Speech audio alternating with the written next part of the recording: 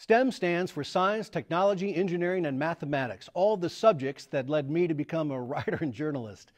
But getting kids interested in those subjects may be the key to diversifying Oklahoma's economy for generations to come. Steve Shaw reports on what's being done right now to ensure that happens. Okay. Celeste Rogers has been her daughter Carson's Girl Scout troop leader for 6 years. I love the confidence that she has in so many areas that I didn't have when I was her age. And I attribute that to Girl Scouts. I want to be a chef. The Girl Scouts of Western Oklahoma has 12,000 members covering half the state, and they're all in when it comes to science, technology, engineering, and math, or STEM. In August, the Girl Scouts finished construction on a $13 million STEM-based facility called Camp Trevera in Oklahoma City. Across the lake, you have the zoo, you have the Science Museum just right next to the zoo, so there's a really good opportunity for the Girl Scouts to pair up and team with those two close entities to help teach the girls about STEM. The state of Oklahoma is actually facing a crisis when it comes to having enough people to fill the careers of the future. So if we don't engage girls at an early age to get them excited about science, technology, engineering, and math, they're not going to choose advanced classes in high school or take college classes or go into these incredibly important career fields for our state.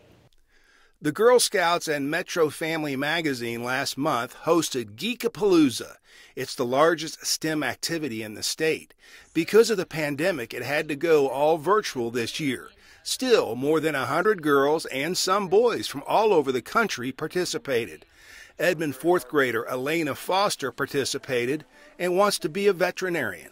Geekapalooza, I really love because they also had a bunch of fun activities. They had, I was really happy they didn't cancel Geekapalooza and they decided to do like online Geekapalooza because we had like a meteorologist talk to us and just lots of different guest speakers. And we had fun activities to do with what those guest speakers do in their life. You have to be comfortable with, the latest technology out there. You have to be comfortable with understanding the basics of STEM, that inquiry-based learning is so important. Problem solving, how you go about solving problems in science can be extrapolated to how you solve the latest marketing problem or challenge. So learning those skills at an early age and getting excited will help girls and boys in the future. Celeste Rogers is also a computer programmer. It's an occupation she says, at least in her workplace, is dominated by men. It was a field that I wasn't exposed to in school. I just happened to come across it, and I love it. It's perfect for my personality, and I don't think I would have been as happy in the career that I was going toward as I am with my career in information technology.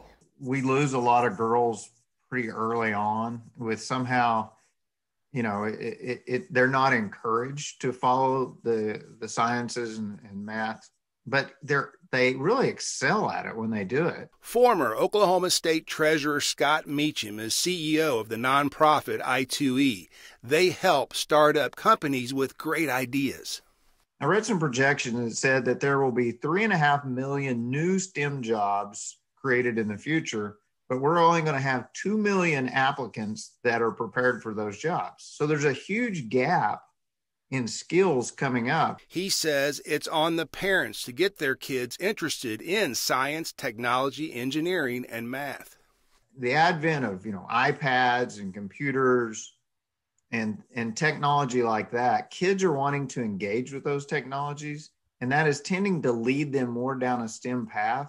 So I think that's a great thing that happens, and we as adults just have to kind of join in and sort of encourage that as they go along. Carson Rogers is a big fan of the rock climbing wall at Camp Trevera. Yes, I was the first Girl Scout to climb it. Her mom is anxious to see just how high she can go. She makes me proud. Steve Shaw, the Oklahoma News Report.